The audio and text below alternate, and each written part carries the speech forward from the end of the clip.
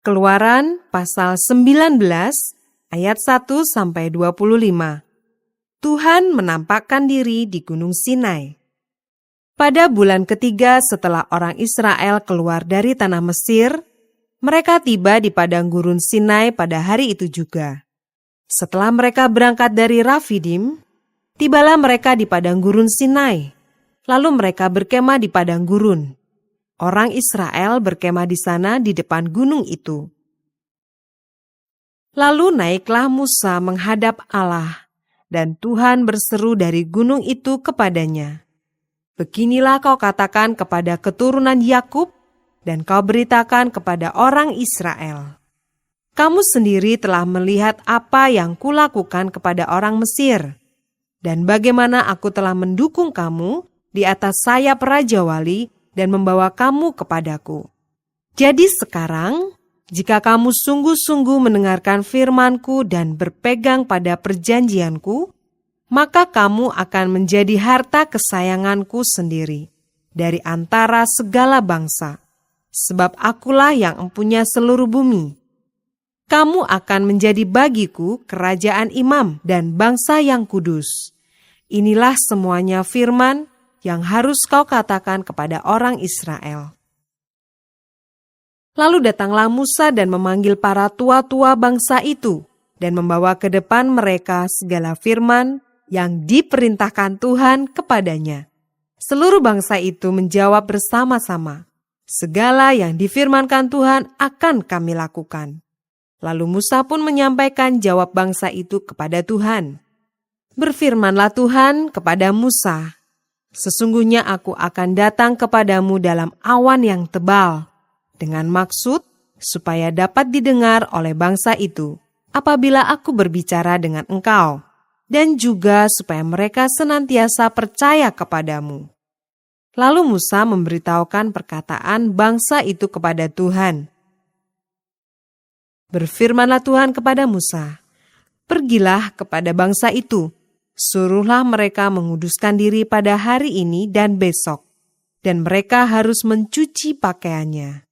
Menjelang hari ketiga mereka harus bersiap, sebab pada hari ketiga Tuhan akan turun di depan mata seluruh bangsa itu di Gunung Sinai. Sebab itu haruslah engkau memasang batas bagi bangsa itu berkeliling sambil berkata, 'Jagalah baik-baik, jangan kamu mendaki gunung itu atau kena kepada kakinya. Sebab siapapun yang kena kepada gunung itu, pastilah ia dihukum mati. Tangan seorang pun tidak boleh merabanya, sebab pastilah ia dilempari dengan batu atau dipanahi sampai mati. Baik binatang, baik manusia, ia tidak akan dibiarkan hidup. Hanya apabila sangkakala berbunyi panjang, barulah mereka boleh mendaki gunung itu.' Lalu turunlah Musa dari gunung, mendapatkan bangsa itu. Disuruhnyalah bangsa itu menguduskan diri dan mereka pun mencuci pakaiannya. Maka kata Musa kepada bangsa itu, 'Bersiaplah menjelang hari yang ketiga, dan janganlah kamu bersetubuh dengan perempuan.' Dan terjadilah pada hari ketiga, pada waktu terbit fajar, ada guruh dan kilat dan awan padat di atas gunung, dan bunyi sangkakala yang sangat keras, sehingga gemetarlah seluruh bangsa yang ada di perkemahan. Lalu Musa membawa bangsa itu keluar dari perkemahan untuk menjumpai Allah, dan berdirilah mereka pada kaki gunung. Gunung Sinai ditutupi seluruhnya dengan asap, karena Tuhan turun ke atasnya dalam api. Asapnya membumbung seperti asap dari dapur, dan seluruh gunung itu gemetar sangat. Bunyi sangkakala kian lama kian keras. Berbicaralah Musa, lalu Allah menjawabnya dalam guruh. Lalu turunlah Tuhan ke atas gunung Sinai, ke atas puncak gunung itu. Maka Tuhan memanggil Musa ke puncak gunung itu, dan naiklah Musa ke atas. Kemudian Tuhan berfirman kepada Musa, 'Turunlah, peringatkanlah kepada bangsa itu, supaya mereka jangan menembus mendapatkan Tuhan hendak melihat-lihat, sebab tentulah banyak dari mereka akan binasa.' Juga para imam yang datang mendekat kepada Tuhan haruslah menguduskan dirinya, supaya Tuhan jangan melanda mereka. Lalu berkatalah Musa kepada Tuhan, "Tidak akan mungkin bangsa itu mendaki gunung Sinai ini, sebab Engkau sendiri telah memperingatkan kepada kami, demikian. Pasanglah batas sekeliling gunung itu dan nyatakanlah itu kudus." Lalu Tuhan berfirman kepadanya, "Pergilah, turunlah, kemudian naiklah pula, engkau beserta Harun, tetapi para imam dan rakyat tidak boleh menembus untuk mendaki menghadap Tuhan, supaya mereka jangan dilandanya." Lalu turunlah Musa mendapatkan bangsa itu dan menyatakan hal itu kepada mereka.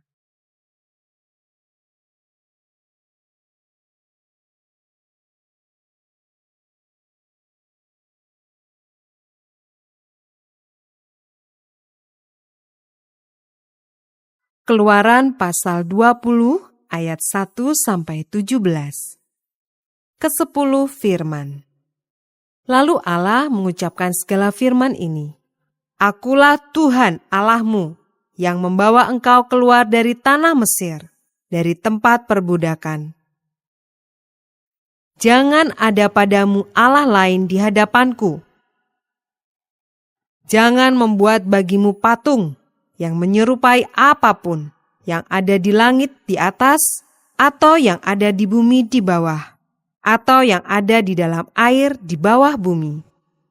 Jangan sujud menyembah kepadanya atau beribadah kepadanya, sebab Aku, Tuhan Allahmu, adalah Allah yang cemburu, yang membalaskan kesalahan bapa kepada anak-anaknya, kepada keturunan yang ketiga dan keempat, dari orang-orang yang membenci Aku. Tetapi Aku menunjukkan kasih setia kepada beribu-ribu orang, yaitu mereka yang mengasihi Aku dan yang berpegang pada perintah-perintahku.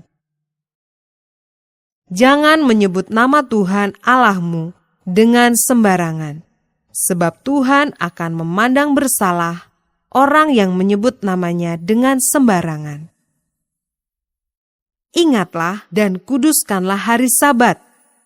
6 hari lamanya engkau akan bekerja dan melakukan segala pekerjaanmu. Tetapi hari ke-7 adalah hari Sabat Tuhan Allahmu. Maka jangan melakukan sesuatu pekerjaan, engkau atau anakmu laki-laki, atau anakmu perempuan, atau hambamu laki-laki, atau hambamu perempuan, atau hewanmu, atau orang asing yang di tempat kediamanmu. Sebab 6 hari lamanya Tuhan menjadikan langit dan bumi, laut dan segala isinya, dan Ia berhenti pada hari ke-7. Itulah sebabnya Tuhan memberkati hari Sabat dan menguduskannya. Hormatilah ayahmu dan ibumu, supaya lanjut umurmu di tanah yang diberikan Tuhan Allahmu kepadamu.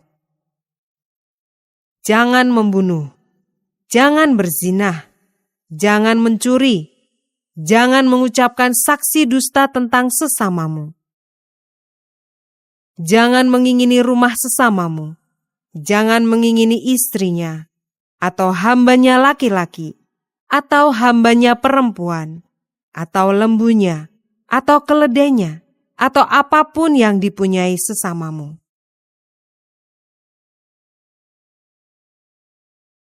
Ayat 18 sampai dengan 21.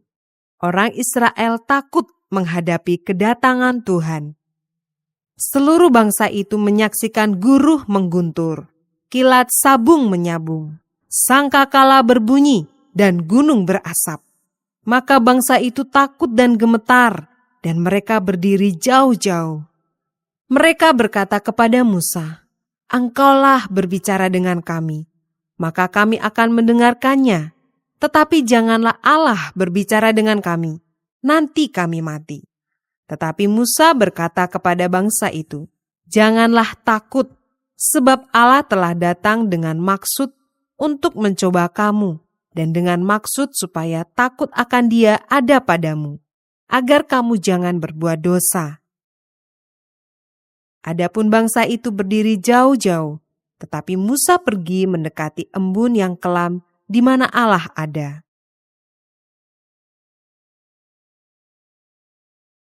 Ayat 22 sampai dengan 26. Peraturan tentang kebaktian. Lalu berfirmanlah Tuhan kepada Musa, "Beginilah kau katakan kepada orang Israel, kamu sendiri telah menyaksikan bahwa aku berbicara dengan kamu dari langit. Janganlah kamu membuat di sampingku Allah perak, juga Allah emas, janganlah kamu buat bagimu. Kau buatlah bagiku mezbah dari tanah, dan persembahkanlah di atasnya korban bakaranmu dan korban keselamatanmu, kambing dombamu dan lembu sapimu. Pada setiap tempat yang kutentukan menjadi tempat peringatan bagi namaku, aku akan datang kepadamu dan memberkati engkau. Tetapi jika engkau membuat bagiku mezbah dari batu, maka jangan engkau mendirikannya dari batu pahat. Sebab apabila engkau mengerjakannya dengan beliung, maka engkau melanggar kekudusannya. Juga jangan engkau naik tangga ke atas, ke mezbahku, supaya auratmu jangan kelihatan di atasnya."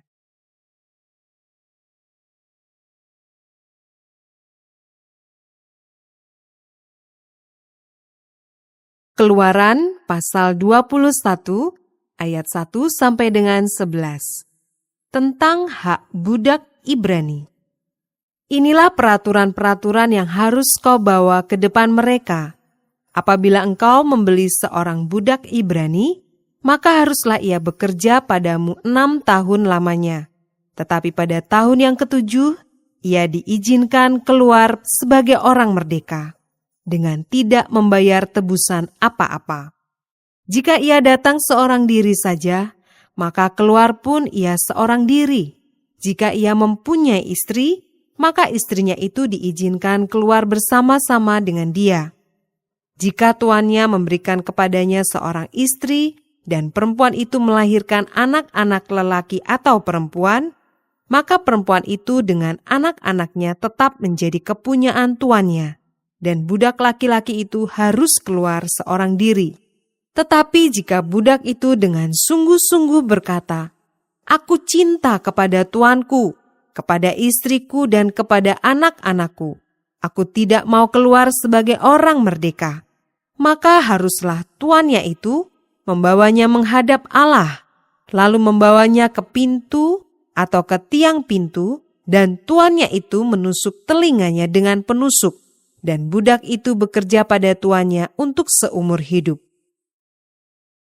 Apabila ada seorang menjual anaknya yang perempuan sebagai budak, maka perempuan itu tidak boleh keluar seperti cara budak-budak lelaki keluar. Jika perempuan itu tidak disukai tuannya yang telah menyediakannya bagi dirinya sendiri, maka haruslah tuannya itu mengizinkan ia ditebus. Tuannya itu tidak berhak untuk menjualnya kepada bangsa asing, karena ia memungkiri janjinya kepada perempuan itu. Jika tuannya itu menyediakannya bagi anaknya laki-laki, maka haruslah tuannya itu memperlakukan seperti anak-anak perempuan berhak diperlakukan. Jika tuannya itu mengambil perempuan lain, ia tidak boleh mengurangi makanan perempuan itu, pakaiannya dan persetubuhan dengan dia. Jika tuannya itu tidak melakukan ketiga hal itu kepadanya, maka perempuan itu harus diizinkan keluar dengan tidak membayar uang tebusan apa-apa. Ayat 12 sampai dengan 36. Peraturan tentang jaminan nyawa sesama manusia. Siapa yang memukul seseorang sehingga mati, pastilah ia dihukum mati. Tetapi jika pembunuhan itu tidak disengaja, melainkan tangannya ditentukan Allah melakukan itu, maka aku akan menunjukkan bagimu suatu tempat kemana ia dapat lari. Tetapi apabila seseorang berlaku angkara terhadap sesamanya, hingga ia membunuhnya dengan tipu daya, maka engkau harus mengambil orang itu dari mezbahku, supaya ia mati dibunuh. Siapa yang memukul ayahnya atau ibunya, pastilah ia dihukum mati. Siapa yang menculik seorang manusia, baik ia telah menjualnya, baik orang itu masih terdapat padanya, ia pasti dihukum mati. Siapa yang mengutuki ayahnya atau ibunya, ia pasti dihukum mati. Apabila ada orang bertengkar dan yang seorang memukul yang lain dengan batu atau dengan tinjunya, sehingga yang lain itu memang tidak mati, tetapi terpaksa berbaring di tempat tidur, maka orang yang memukul itu bebas dari hukuman. Jika yang lain itu dapat bangkit lagi dan dapat berjalan di luar dengan memakai tongkat, hanya ia harus membayar kerugian orang yang lain itu, karena terpaksa menganggur dan menanggung pengobatannya sampai sembuh. Apabila seseorang memukul budaknya laki-laki atau perempuan dengan tongkat, sehingga mati karena pukulan itu, pastilah budak itu dibalaskan. Hanya jika budak itu masih hidup sehari dua, maka janganlah dituntut belanya, sebab budak itu adalah miliknya sendiri. Apabila ada orang berkelahi dan seorang dari mereka tertumbuk kepada seorang perempuan yang sedang mengandung, sehingga keguguran kandungan, tetapi tidak mendapat kecelakaan yang membawa maut, maka pastilah ia didenda sebanyak yang dikenakan oleh suami perempuan itu kepadanya, dan ia harus membayarnya menurut putusan hakim. Tetapi jika perempuan itu mendapat kecelakaan yang membawa maut, maka engkau harus memberikan nyawa ganti nyawa, mata ganti mata, gigi ganti gigi, tangan ganti tangan, kaki ganti kaki, lecur ganti lecur, luka ganti luka, bengkak ganti bengkak. Apabila seseorang memukul mata budaknya laki-laki atau mata budaknya perempuan dan merusakkannya, maka ia harus melepaskan budak itu sebagai orang merdeka, pengganti kerusakan matanya itu. Dan jika ia menumbuk sampai tanggal gigi budaknya laki-laki atau gigi budaknya perempuan, maka ia harus melepaskan budak itu sebagai orang merdeka pengganti kehilangan giginya itu. Apabila seekor lembu menanduk seorang laki-laki atau perempuan sehingga mati, maka pastilah lembu itu dilempari mati dengan batu dan dagingnya tidak boleh dimakan. Tetapi pemilik lembu itu bebas dari hukuman. Tetapi jika lembu itu sejak dahulu telah sering menanduk dan pemiliknya telah diperingatkan, tetapi tidak mau menjaganya, kemudian lembu itu menanduk mati seorang laki-laki atau perempuan, maka lembu itu harus dilempari mati dengan batu, tetapi pemiliknya pun harus dihukum mati. Jika dibebankan kepadanya uang pendamaian, maka haruslah dibayarnya segala yang dibebankan kepadanya itu sebagai tebusan nyawanya. Kalau ditanduknya seorang anak laki-laki atau perempuan, maka pemiliknya harus diperlakukan menurut peraturan itu juga. Tetapi jika lembu itu menanduk seorang budak laki-laki atau perempuan, maka pemiliknya harus membayar 30 shikal perak kepada tuan budak itu, dan lembu itu harus dilempari mati dengan batu.